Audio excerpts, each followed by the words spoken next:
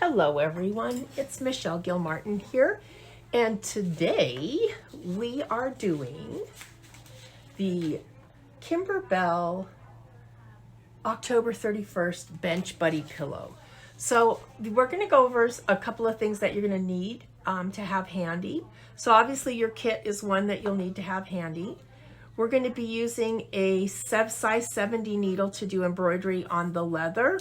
So I'm using a Microtex Chrome 70 needle. You'll need your favorite pair of applique trimming scissors, whether you like the single curve or the double curve. You will need an embroidery bobbin, and you will need orange and white embroidery thread. You'll also need a ruler.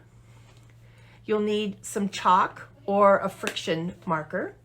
When we sew and we have to turn the corners, you'll need a corner turner of some sort. For sewing, you'll also need some sewing thread. I love to piece with Decabob. So this is an 80 weight thread, and it's just beautiful in the seam. So all of my piecing is done with the Decabob. You'll need some paper tape. You'll need some clips.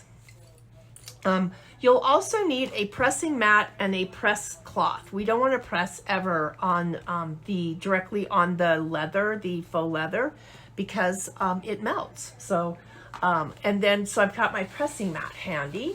You'll also need a hoop. Now, this design fits in the 5x7 hoop, but I love my square hoops. And this is a 6x6 square hoop. So this is the one I'm going to be using today.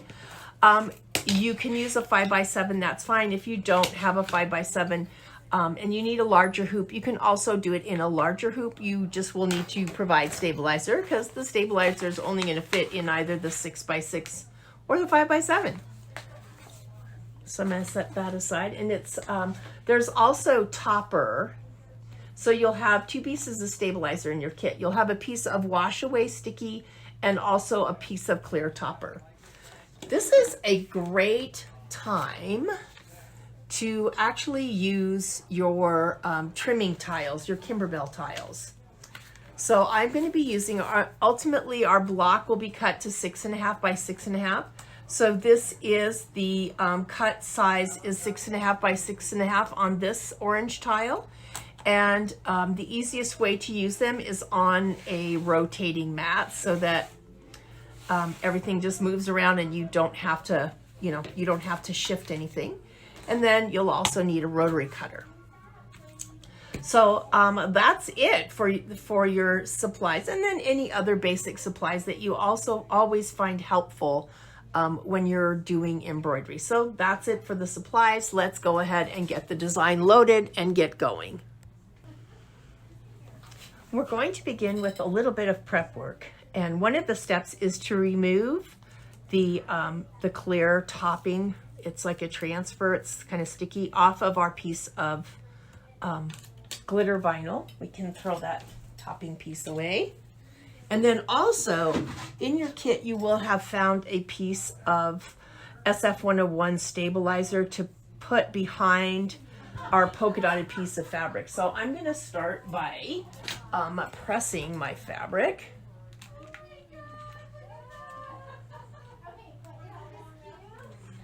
And then I'm going to go ahead and place my stabilizer over the top of it. And then I'm going to go ahead and fuse that. This you can do with the iron directly on.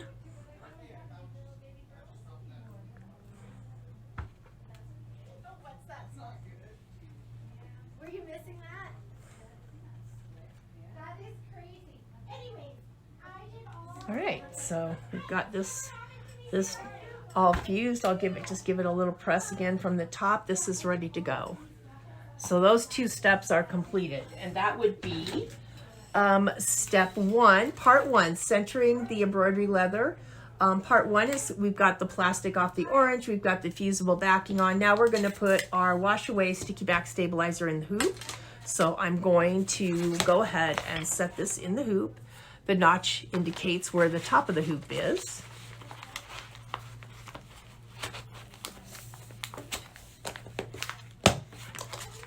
And I want to make sure that that stabilizer is all the way in there.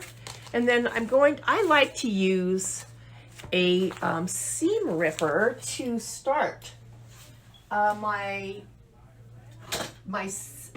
tear my stabilizer. So I'm going to very, very gently, not on a bouncy surface, but on a firm surface, I'm very, very gently going to drag my seam ripper and make a big X. I want to not cut through the stabilizer below. I'm going to work the point underneath there and tear it away to expose the sticky stabilizer.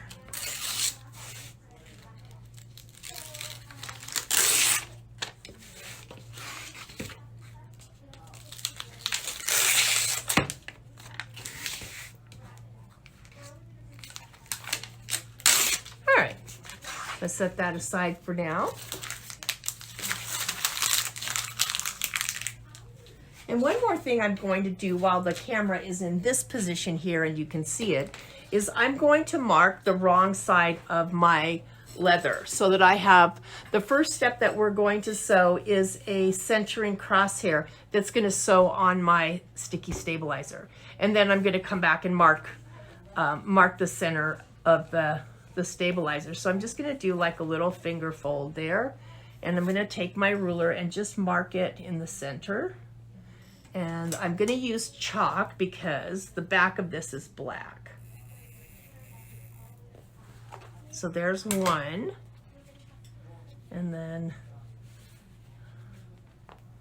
I just gave myself a little bit of a visual to follow. And there's the other.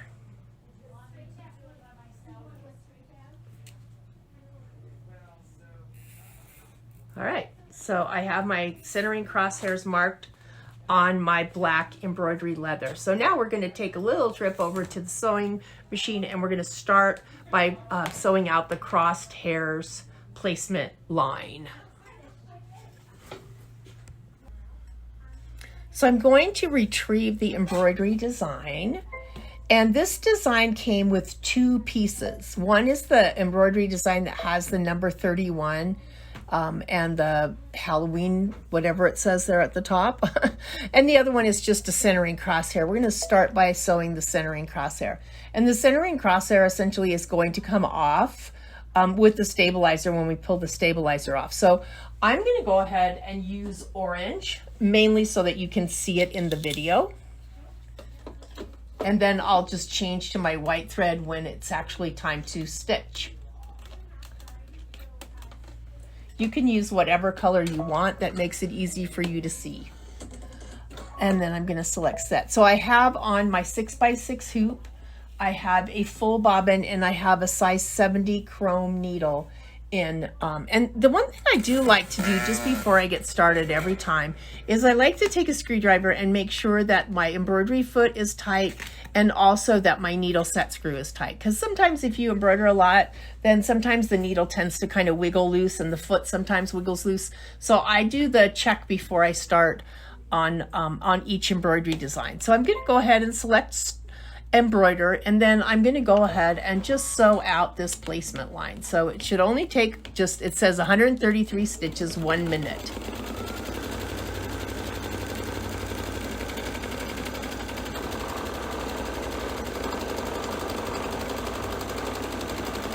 And that's it.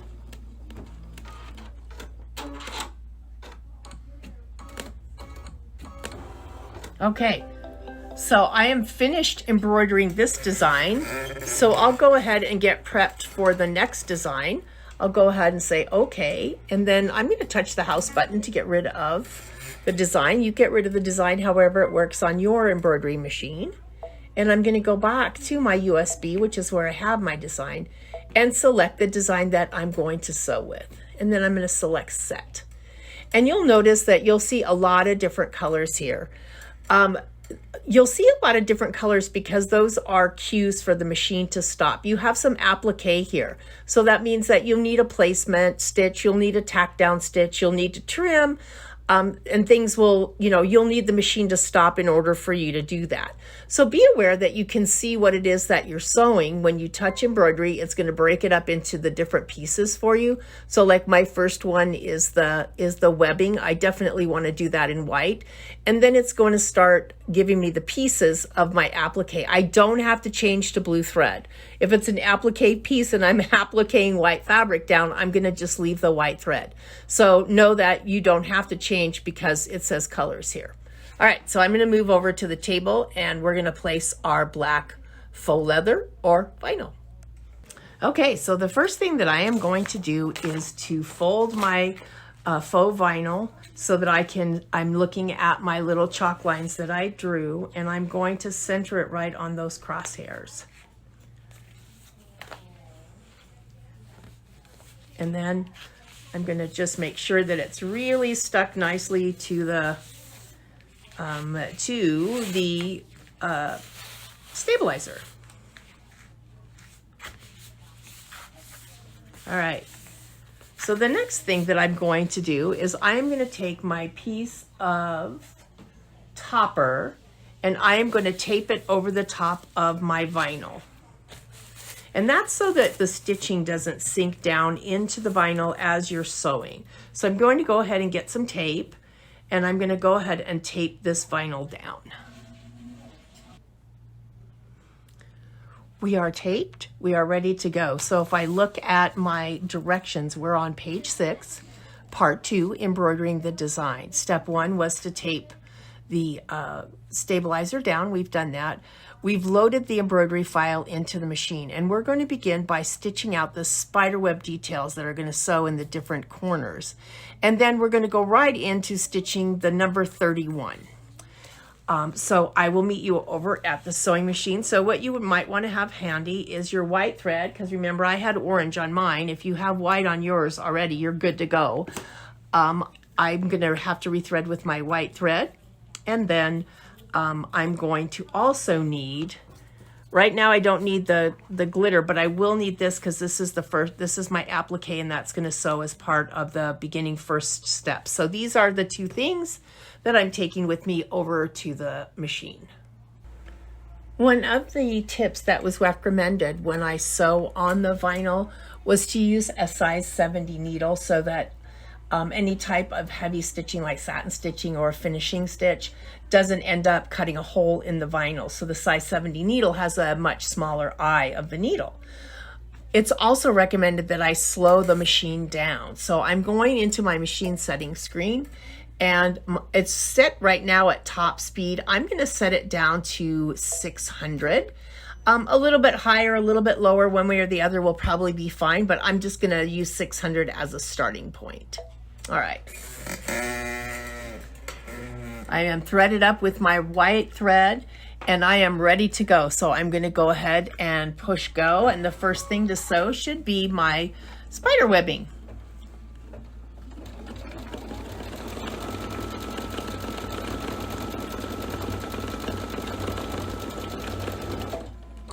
Having snips handy is always nice.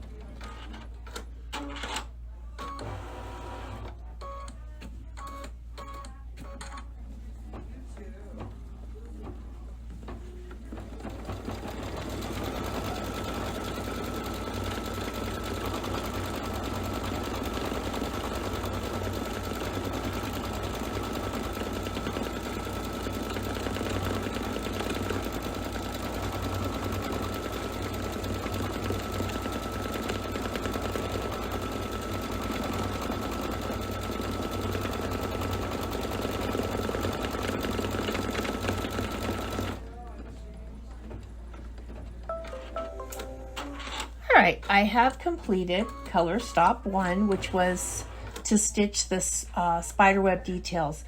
The next one, if you look at your screen, my screen says to sew it in blue, but I can see right there that it's the 31 for my applique placement.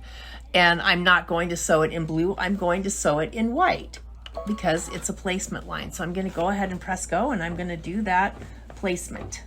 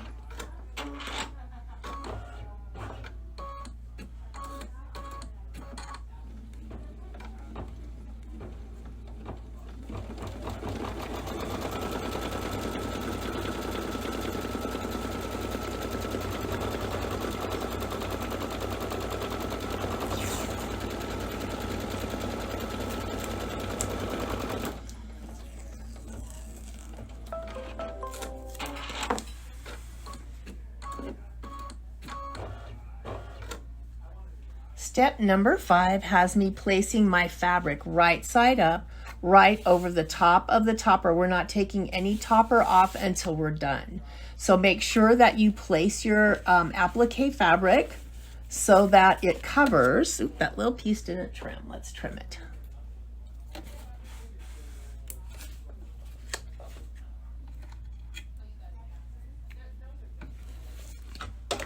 Place your applique fabric over your applique positioning here and make sure that it covers everything. And it's always nice, if you can, to give yourself a little bit of room when you go to trim. This is going to be a raw edge applique when it's done, meaning it's not going to sew a satin stitch. It's going to sew a finishing stitch, but it's not going to be satiny. All right, so that looks pretty good to me. So I'm going to go ahead and tape this down. And I try to keep my tape in the outer edges. I hate picking tape out of the stitching line. So I try to be really careful that, and sometimes it works and sometimes it doesn't. But I am giving it a shot here.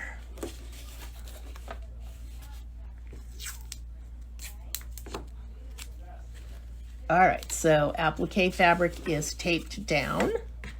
And let me trim that because I know it's not going to pull all that under.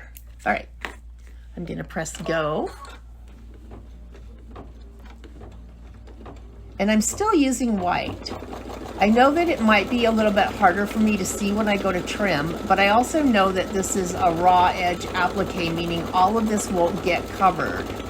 So I want to make sure that it's a color that's going to be the same as what I'm going to do my finishing stitch with.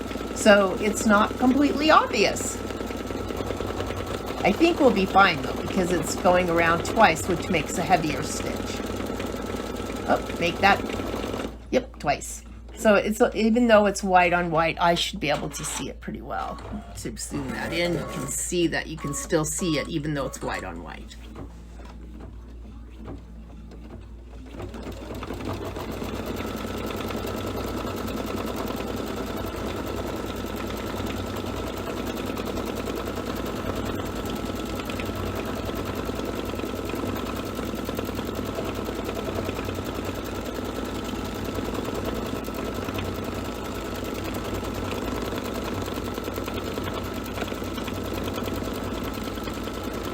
And look at that, I avoided all the tape.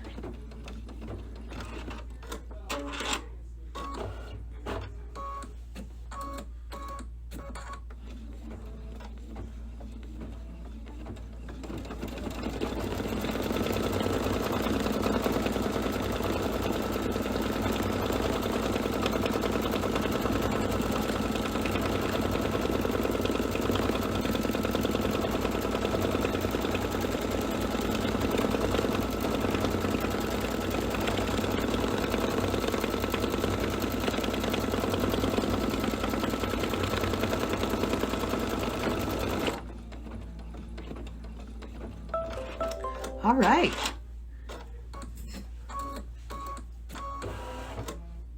So now I'm going to remove the hoop from the machine and I'm going to trim around my appliques. And I would suggest, first of all, get your favorite scissors. Some of you like a double curve, some of you like a single curve, doesn't matter. But with this, I would say take a little bit of extra time because it is raw edge. So if you have some really wonky edges when you trim, they're going to show when you're done. So let's, I'm going to move to the table and we'll do it together. I'm going to begin by pulling the tape off, and I want to make sure that I leave the topper behind. And when I trim, I want to leave the topper behind too. So again, just a little bit extra care while we're doing this to make sure that we leave our topper behind until we're done with our embroidery. So these are a double curve, so there's a dip there, there's a curve there. These are both femore. So here's what you're looking for that's really important. You want, when you trim an applique, you want a short blade and it has to be pointy and sharp at the end. So you have to be able to, even if you need to just snip with just the tip of the scissor, you need it to actually cut all the way to the tip. So I'm sliding my scissor along the edge really carefully, and it doesn't, I don't think it would matter. These are the single.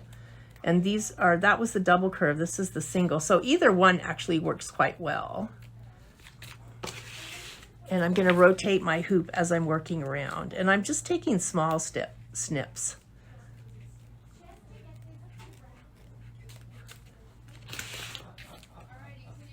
We'll see it, I will, thank you, yeah.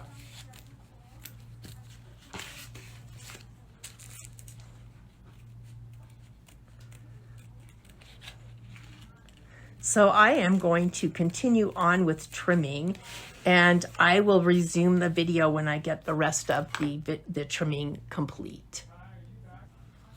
I'm trimmed, I've completed that step, and the spider placement line is up next. So I will meet you at the sewing machine. All right, I have changed out to orange thread, and if you're following along on your direction sheet, you are on step number 8, which is the spider placement line. So I'm going to go ahead and do mine with orange since I'm going to be finishing them off with orange thread. So I'll just go ahead and change out now.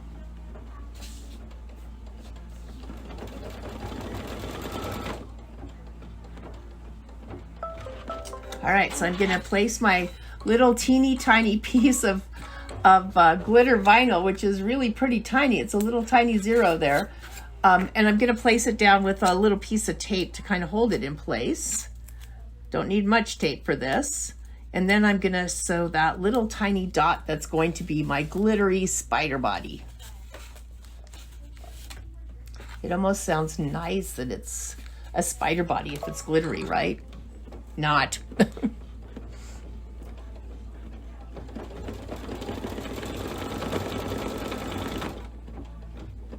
All right, so now I'm going to trim the glitter, but do not iron it. So this is one of those that usually it says iron in your directions, do not iron. So we're just going to remove the hoop from the machine and we're going to trim the center body of our little spider. I'm going to begin by removing the tape. And this one's one that's kind of hard to see, but I know it's kind of small, so I'm just going to kind of go in there, and I can barely see it, but I can see the stitching. It's kind of sparkly, so it makes it a little challenging, but I can see it.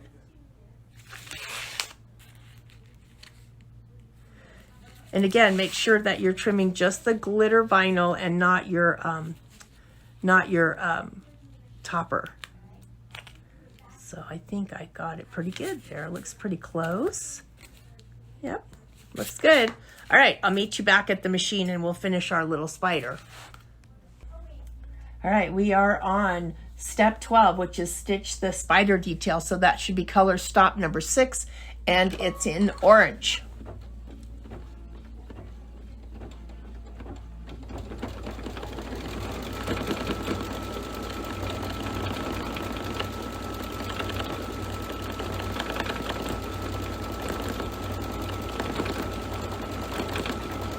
Oh, the details are so cute. They're so tiny. I don't know. I might not be afraid of a spider this tiny. But then again, I might. Who knows? All right, so Spidey's done. So this next step, step number 7, is going to stitch the decorative outline around your outside edges. So take a minute, just one more time, because this is your last opportunity to check all of your edges where you trimmed and make sure that they are how you like them. Going to go ahead and load up my white thread.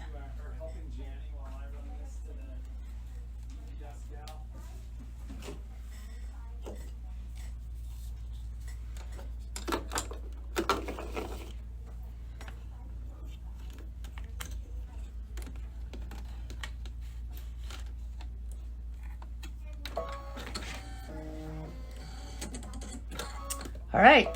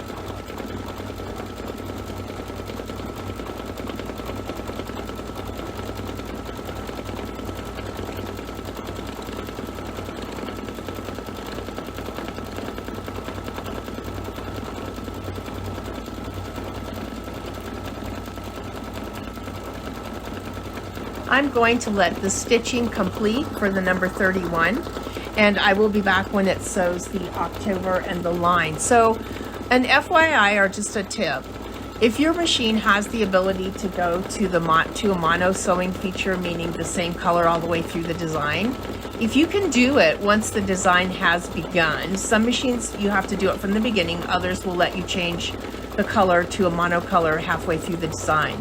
Step number 7, 8, and 9, which are the last two things to sew, are all done in white thread. So if you wanted to stop your machine and set the mono, then you would not have to push the button the remaining 2 times. It would go on by itself. I didn't do that, so I'm going to be back when it's time to press the button again for the line detail. So if you don't have mono, not to worry, I'll be back with you in a moment when it's time to sew the line detail. All right, so my applique sewing is done. And if I look at layout, so just in case you're on the same or similar machine, if I look at layout, I can select mono. That's the emblem for mono. And when I select that, then you'll see that it grayed out the last 2. That means whatever thread's on top is what it's going to use. And since both of those steps are in white, I'm going to go ahead and let it stitch those last 2 steps out.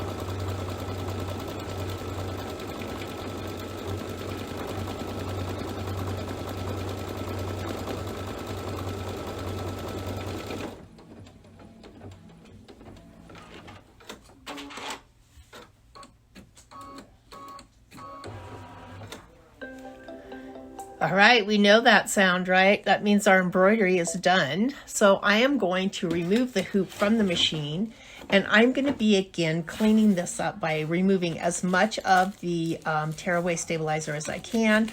You might find having a nice pair of tweezers helpful in grabbing some of the little pieces. You can soak this to remove what you can't pull off. However, I find that I will use like a piece of a sponge and maybe just daub. For the sake of the video, I'm just going to continue sewing. I'm not going to actually put this in water, but I am going to clean off as much of the stabilizer as I can. All right, so I'm going to leave the project in the hoop while I take off the tear away the water soluble, the topper. So if you are ever been curious as to what to look for in a topper, or if there's a difference, yes, this kind of project will let you know. A nice topper will pull away easily and quickly and leave you with less to pick out between the letters. You want it to tear cleanly. If you're struggling with it, then you don't have to struggle. You probably need to change maybe your brand. I don't know. So I noticed that a lot when I've used different products that I thought, oh, I'm just going to grab this topper, and it doesn't tear off cleanly. So you definitely want the clean tear, because the clean tear, makes it easy to pick all this stuff off. All right, so I'm just going to get in there with my tweezers and kind of clean some of the rest of that up.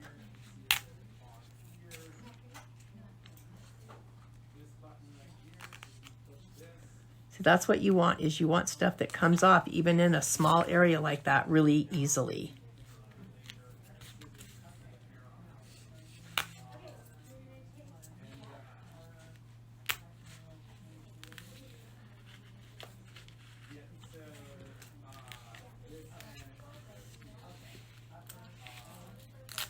All right, so I'm going to finish picking this off, and I will be back when it's time to remove our project from the hoop. All right, so I've got the majority of it off. You can see that I'm pretty clean. The only place is like in here, and I could actually take my tweezers and pick, but you know what? I can just take a little wet sponge and get those out. So I'm going to go ahead and remove the project from the hoop now.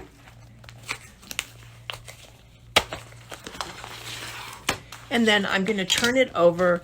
I'm going to cut as many jump stitches as I can and get it cleaned up. And then I'm going to remove my my wash away stabilizer. So I'm going to just kind of peel, and I'm going to get rid of the big pieces first. And you might want a bigger pair of scissors, or if you're careful, you could just use your rotary cutter and cut those big pieces away so that you're only dealing with the little stuff that's left behind.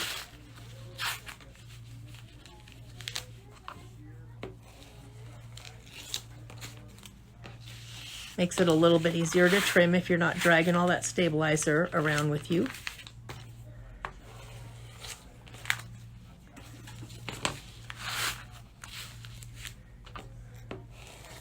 All right. And then let me trim a couple of these threads here. I can see that. And I can see this. And I'm hanging on to the stabilizer for a reason. It's going to be my cleanup. All right, so now I'm going to turn this over, and I am going to start by trimming out some of these jump stitches, and then I'm going to trim away as much of the stabilizer as I can. So I'm going to start by trying to stick my finger underneath there and loosen it up a little bit, and I'm just going to follow along. Don't worry about the placement line, because that's gonna, if you wash this, that placement line will come off. They're not supposed to. So the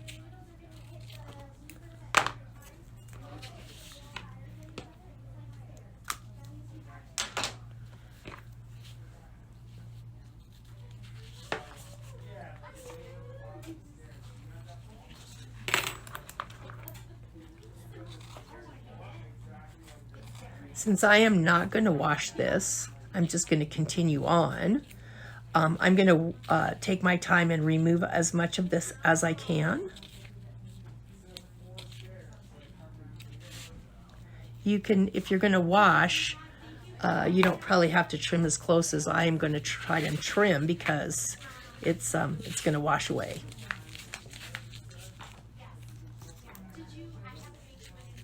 But I'm just going to continue on with the project. So I want to trim as much as I can without cutting any stitches. All right, I'm going to continue, and I'm going to continue, and I'll be back when I'm done trimming. I didn't get the camera quite down far enough.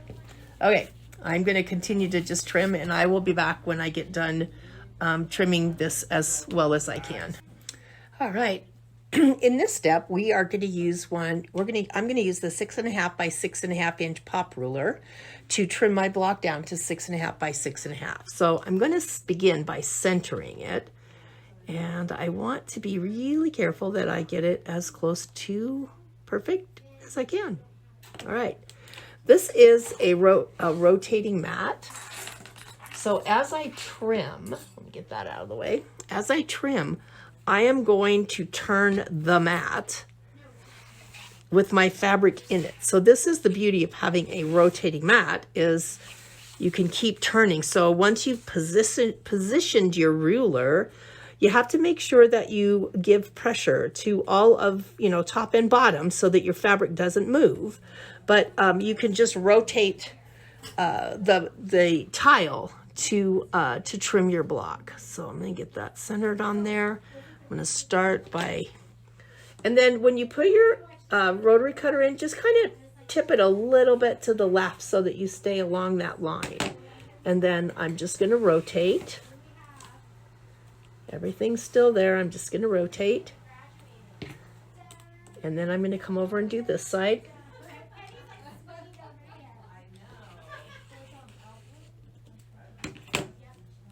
Rotate. I'm holding everything secure. You don't want your fabric to move while you're doing this. And then rotate, last side.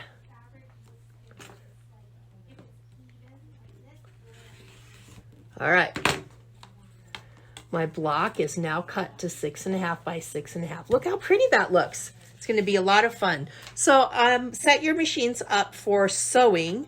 We will be putting our pillow together now. So I'm going to move this out of the way so that we can use the mat here to align. So if we're looking at the directions, we are looking at page 7, and it would be part 3, sewing the pillow. So I want to go ahead and kind of get my bearings here with my strips.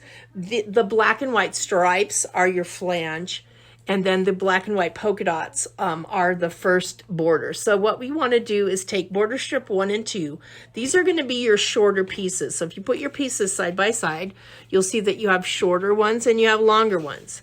So we're going to work side to side. So this is going to be piece number 1, and this is going to be piece number 2, followed by border strip piece number 3, and number 4. Right now it looks like it's too big, but it's because we haven't stitched them on yet.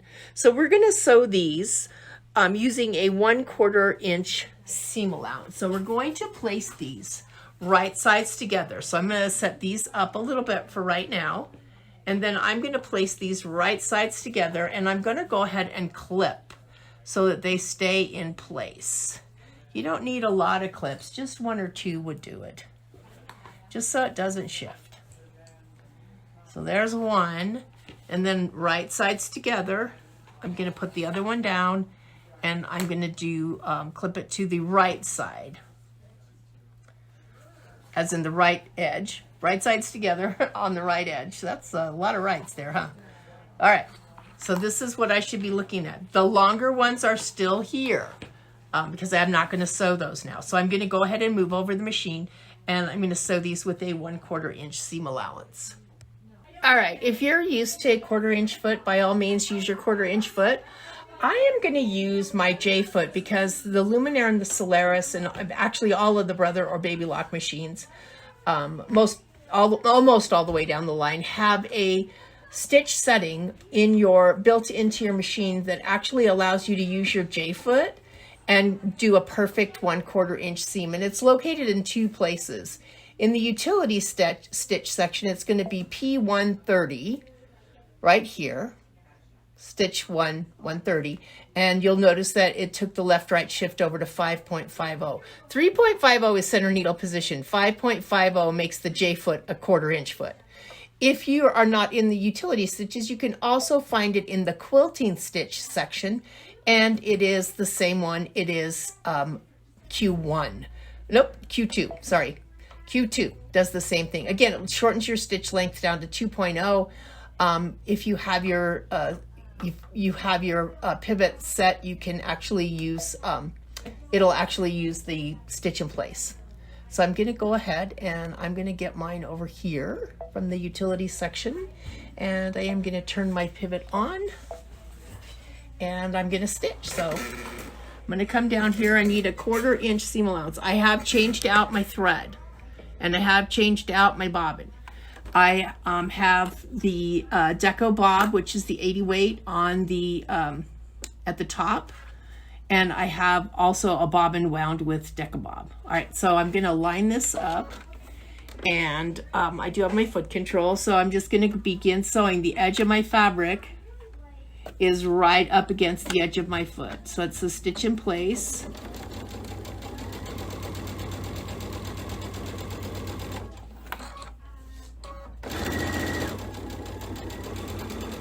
And then when I get done, I'm just going to tap, and it's going to just do a tie off for me. And if I turn it over, look at that, there's my perfect 1/4 inch seam. All right, flipping it around to the other side.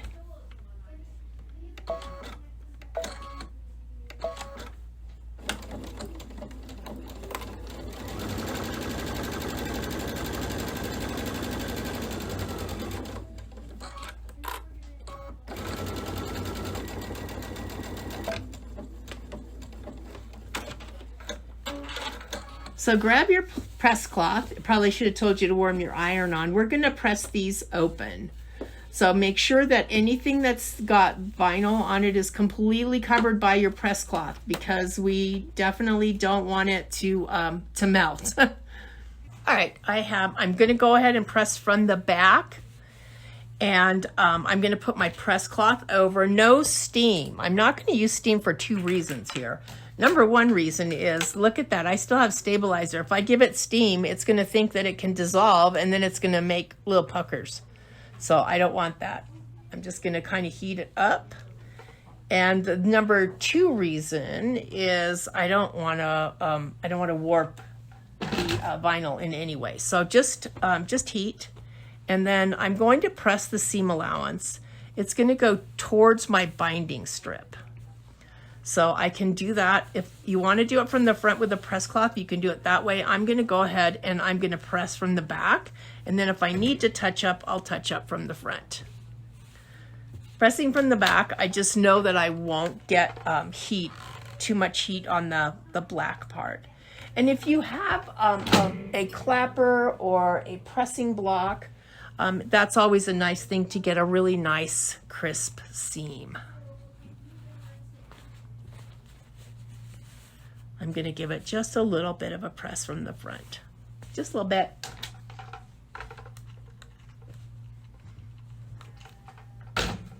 I have the iron on medium. All right. Let's see what we got. That's looking pretty good. All right, let's do the other side.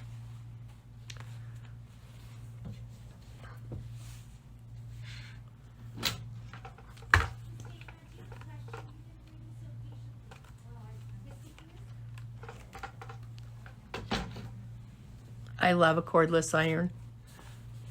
So I'm just going to press that and do a little finger pressing here.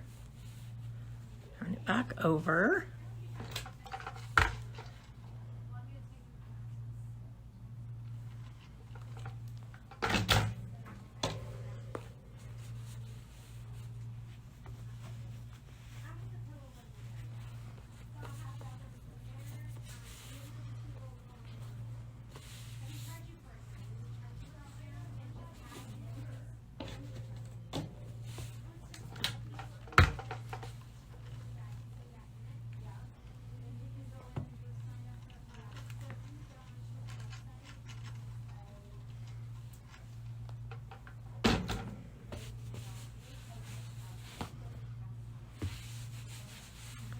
Okay, so now I'm going to take my other piece and I'm going to put that piece right side down, and I'm going to stitch that with the 1/4 inch seam allowance as well.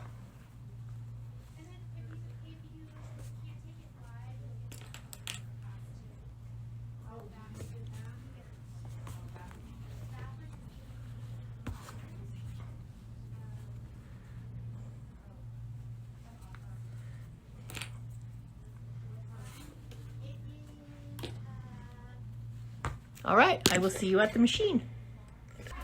All right, same foot, same setting, didn't change anything.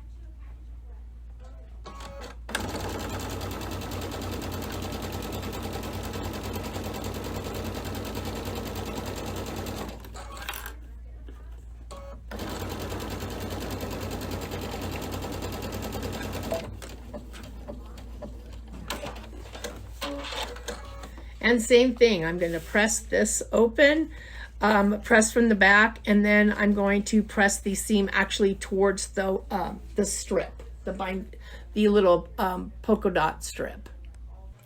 All right, we're ringing again, so this is where you're at right now. And if you have any little excess, if one of the ends came up a little bit longer than the other, just trim in and square it up. And we have, again, a long strip and a short strip. So we're going to start by doing our sides with the shorter strip, right sides together. This is going to be our little pillow flange. When we get done, we're going to stitch in the ditch here to make it more of just a flange, not poofy with the pillow. So I'm going to go ahead and clip. Right sides together, 1/4 inch seam allowance.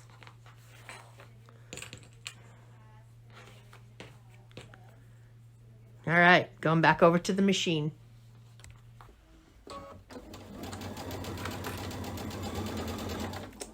Same 1/4 inch seam allowance on both sides.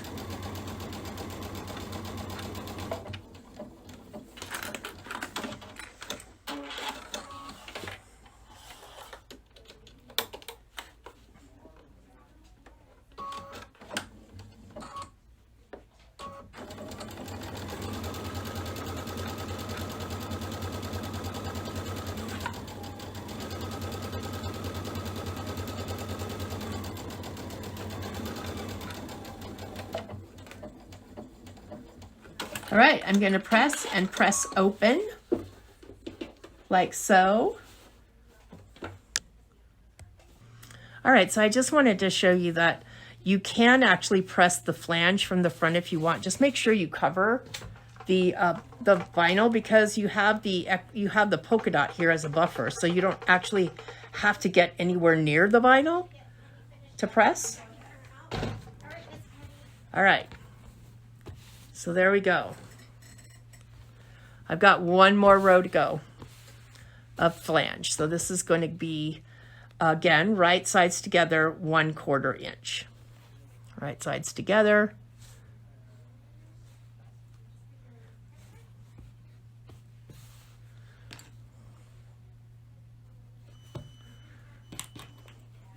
This is getting a little long, so I might put a clip in the middle.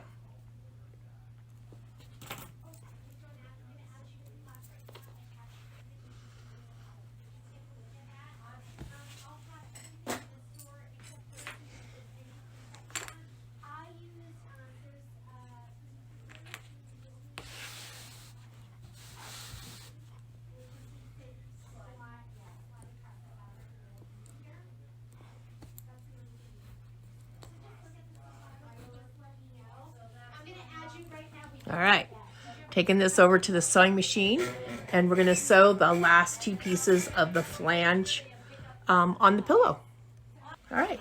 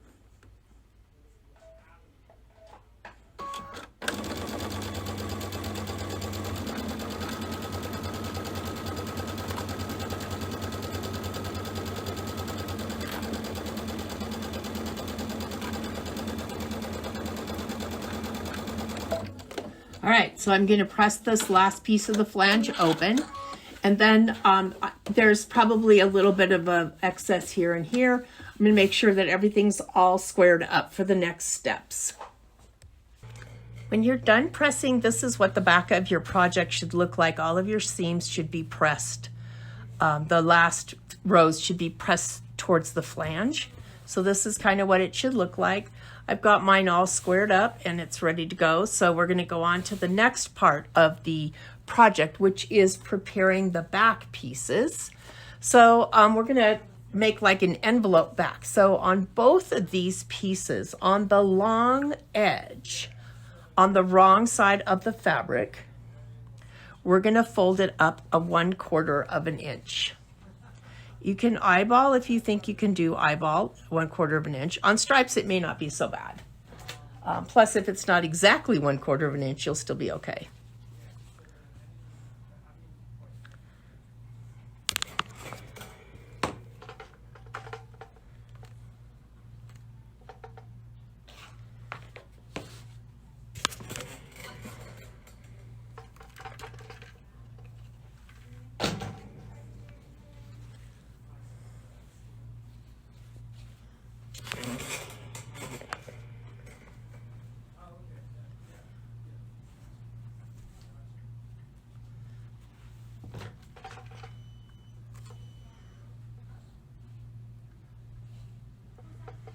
Okay, there's one side. Then guess what you're going to do? You're going to roll it over and do 1/4 inch again and give it a press. This is going to make a non-fraying, non-raw edge finish to the envelope part of your backing where it won't be sewn into a seam. All right, just going to put a clip there to hold it while it cools. And then you're going to do the same to the other side. You can pick a side that looks like the stripe is actually going to help you make it exactly 1/4 inch. Or if you're a measurer person and you got to have exact, then go ahead and measure. It's okay. Either way, it works.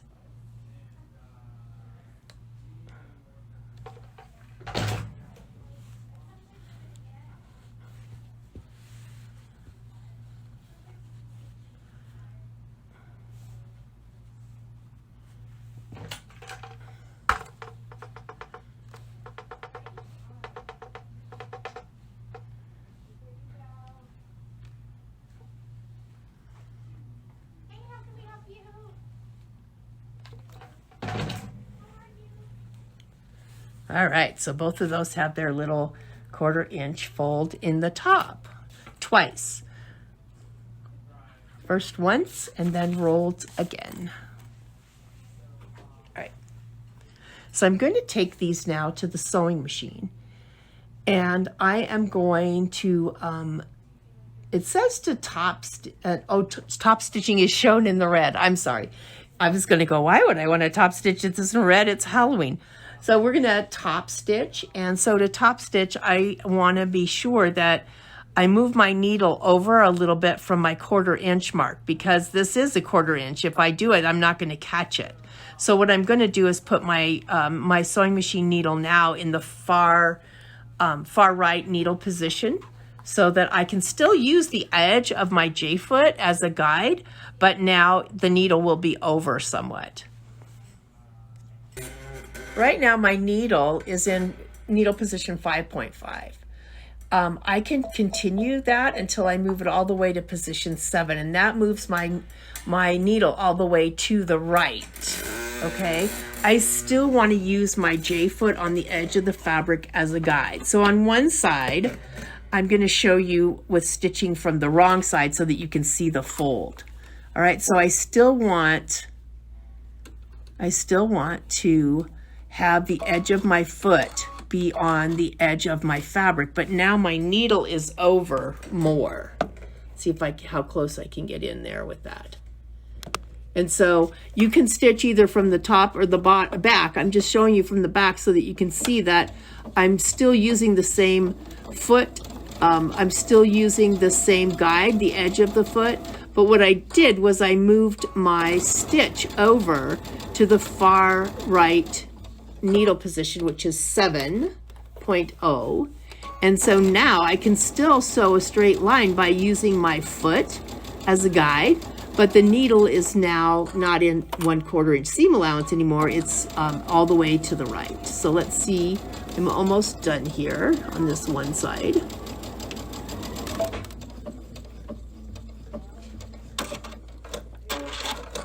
All right, so I have a really nice straight line there, and I have a really nice straight line on the front, and it's just barely caught the edge of my fold. So it really does a nice finish for you. Okay, on the other one, I'm just going to sew from the front because we now know that it's going to cover just fine. It's going to catch everything. So I'm still using the edge of my J-foot, edge of the fabric. I can sew a straight line easily because I'm using the edge of my fabric as a guide, or the edge of my foot as a guide.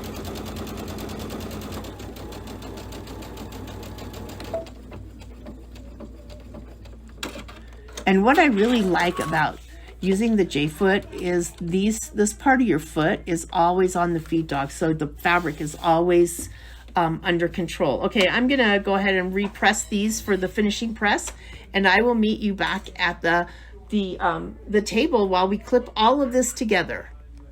Rush isn't fully convinced. It's feeling the right resistance. Yeah. All right, we are on the final step. So you will need your pillow front and both of your back pieces. So we are going to begin by laying, it doesn't matter which way, if you do the bottom part first or the top part, it just, it's going to be like an envelope. So I'm just going to follow what they've done in the directions. So I am going to place the pillow. Oh, it's hard to even tell. So I'm going to go ahead and start with the bottom and put the bottom one on first. And I'm going to clip all the way around. It's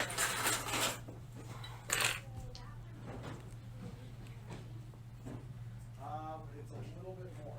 One on well, like everything, right? And then I'm going to lay the second piece down, and it's going to overlap. So this is going to be like an envelope back. Okay.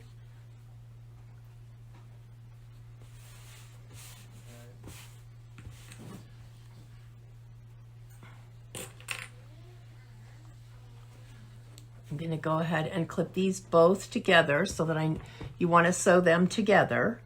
You don't want to have one peeking out. All right. I am going to sew all the way around with a 1/4 inch seam allowance, and then I will be back here to trim. So I'm still going to use the same foot. And I can see that my outer is a little bit bigger than the inside. So what I'll do is I will sew from the inside to make sure that I don't I don't lose some of my flange there. All right, I'll be back after I'm stitched. So just a little tip here, because we're going to go all the way around, we're going to need to clip the corners. So I'm not going to start at the edge of the fabric. I'm actually going to come in and then I'm going to make that 1/4 inch pivot turn. So that way when I clip the corners, I don't clip my stitching that is anchoring my stitches. So I'm just going to start a little bit in. I have my needle back into the 5.5 needle position so that the edge of my foot is my 1/4 inch guide. Even though my backing fabric was a little bit big, yours might not have been. All right, so I'm not going to go to the end. I'm going to get to about a 1/4 inch from the end, and I'm going to pivot and turn. And I can see I need to do one more stitch.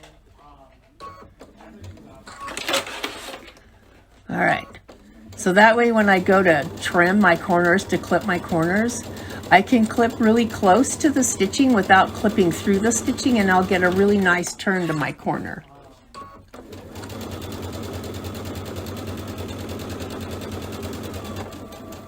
So again, coming up on the corner.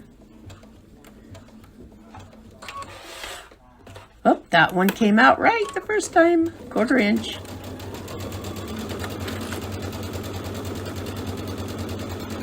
Make sure everything stays flat, because at one point you're, sewing a couple of different layers together.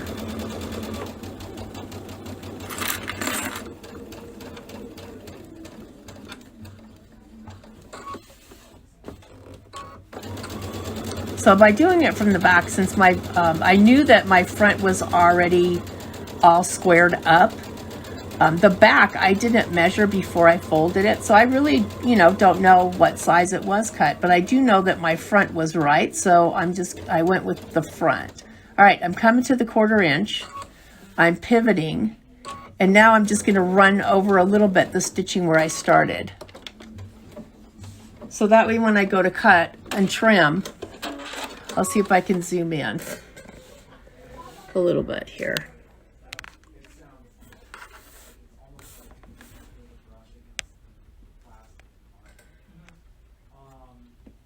All right, so that way when I go to cut across this corner to make my corners, to square my corners, if I go all the way and I cross, if I clip in there, then I might be clipping through the stitch.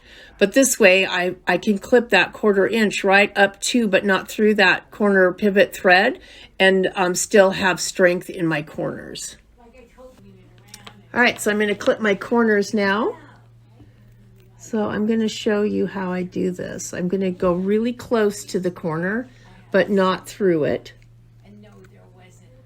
And just kind of get it a little bit so that there's enough room when I turn for all of that fabric to go where it needs to go and not make a big bunch in the corner.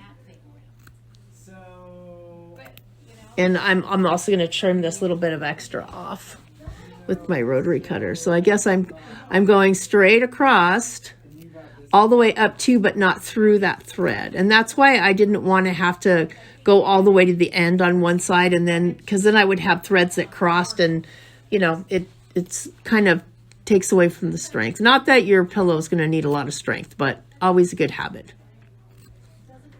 All right, so now I'm going to go ahead and trim this excess, and we'll get this turned and pressed. And then we have to stitch in the ditch on the flange. So I went and, so if you're on a Solaris or Luminaire, you can put your, or any of the other machines that take the digital dual feed walking foot, and you have a stitch in the ditch foot for your walking foot. That's fine, you can use that. But this is so thin. This is just cotton. There's no batting or anything in there. And maybe I'm just kind of on the lazy side, and I don't want to take my regular foot off and put the walking foot on. So there's also a stitch in the ditch foot that fits the machine. So I went and grabbed that stitch in the ditch foot, or maybe you have a machine that doesn't offer that kind of a foot. And so that's what this is. So this is what I'm going to use. It's a stitch in the ditch foot. It fits, it's for both brother and baby lock. And it has a little blade that I can put in the ditch so that I can get a perfect seam allowance when I stitch in that ditch. So this is what I'm going to be using. If you have your digital dual feed walking foot handy, you can get your stitch in the ditch foot for that if you have that one. And again, I'm going to trim this part off because it was a little bit bigger.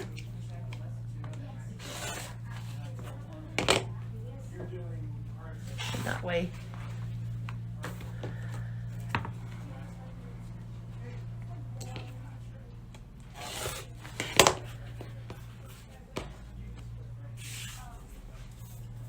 All right, so I'm going to go ahead and press this again because my iron had kind of cooled off. And then we're going to do some turning here. I'm not going to be pressing anywhere near my vinyl, so I'm not worried right this moment about a press cloth. I'm just pressing my corners.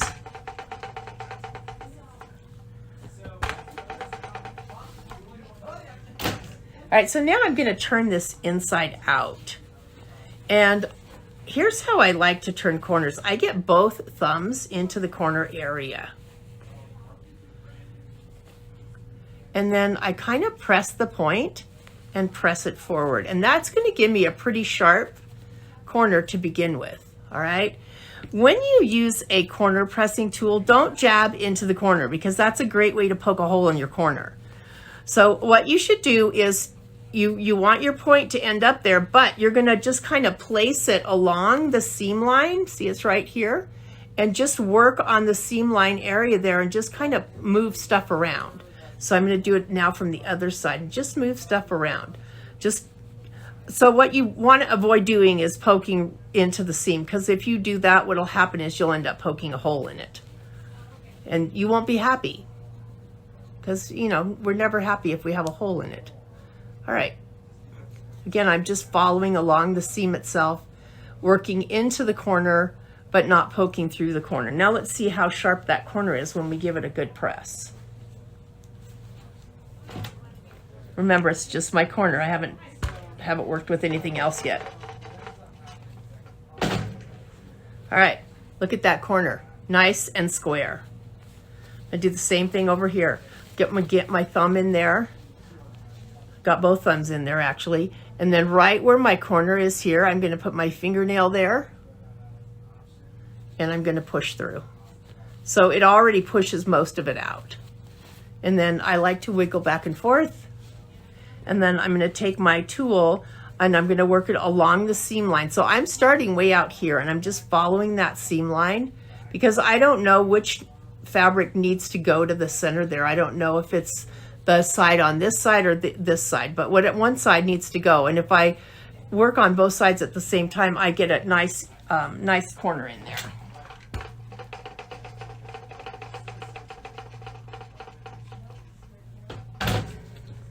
All right, look at that corner.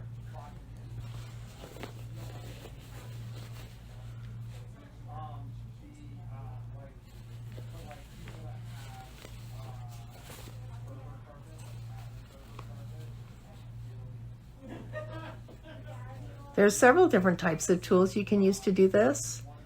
And if you've been sewing for a while, there's several different types of tools that you've made up on your own because you couldn't find the tool you were looking for. But bottom line is don't jab the corner. Work towards the corner.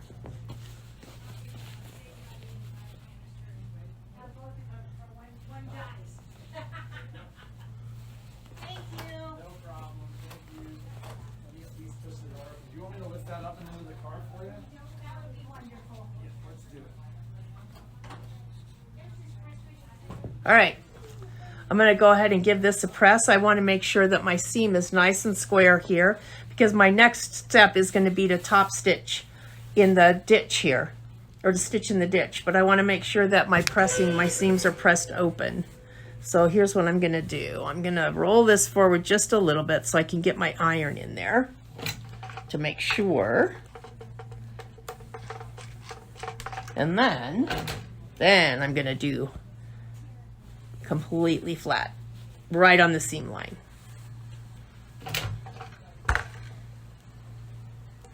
And again, I'm getting nowhere near my vinyl. If you are not good at this, use your press cloth.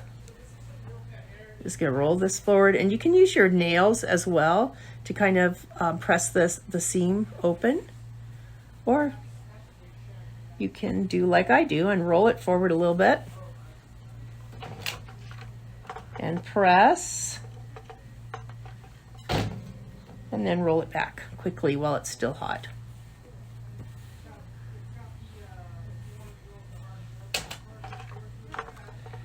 And again, keep the iron away from the vinyl.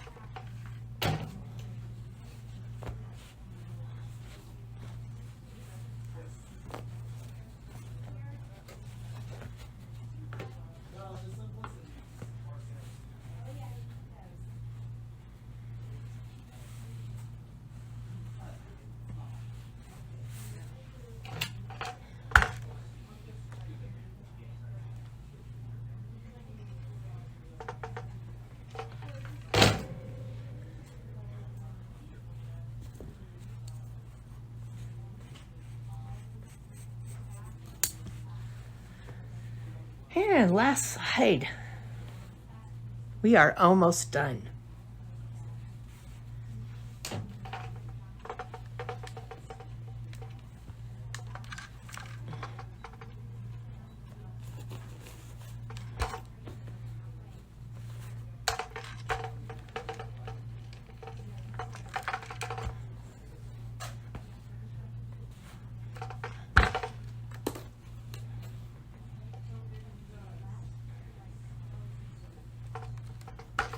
All right.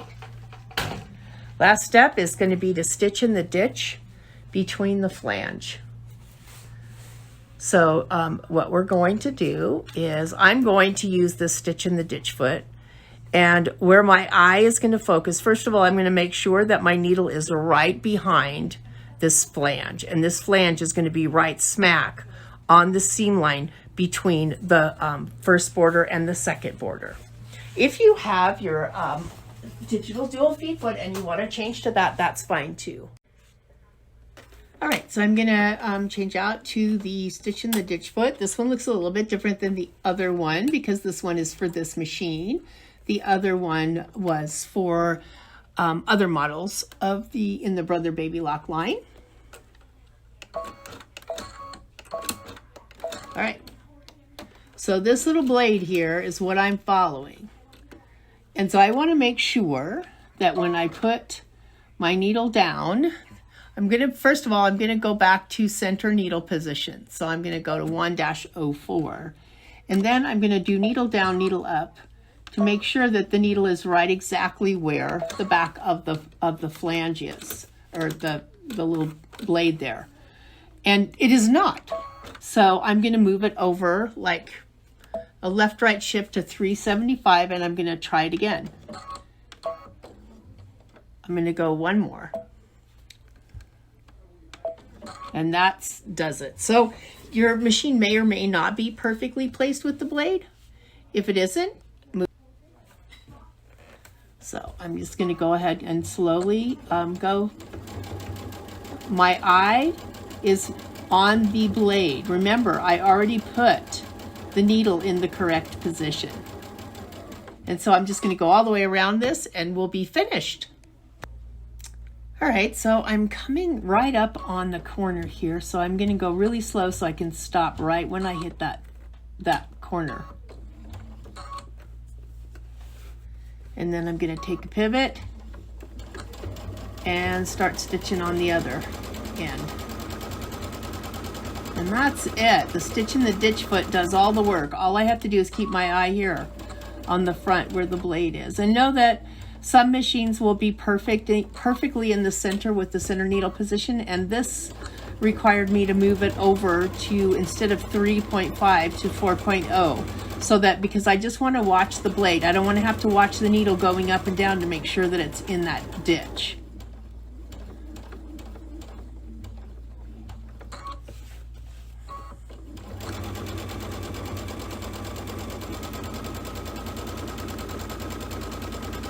And then I didn't start in the corner when I started stitching, so I'm going to make that turn. And then I'm going to come right up to where I was stitching before and just put like 1 or 2 stitches there and stop. All right, let's get our pillow in it, and our little project is done. I'll take a little sponge to this later.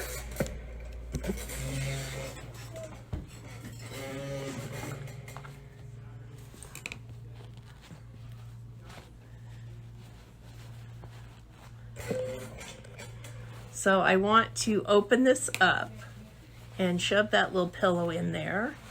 And remember, it's like an envelope, so you're gonna have to pull that other piece over the top, and it'll reach in there, grab the top of it, and shove it in there.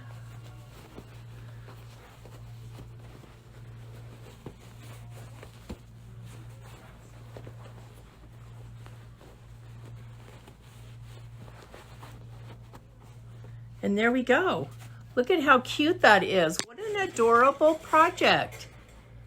I hope you had fun. Oop, I have a thread. Let me trim that. I hope you had fun, because I sure did.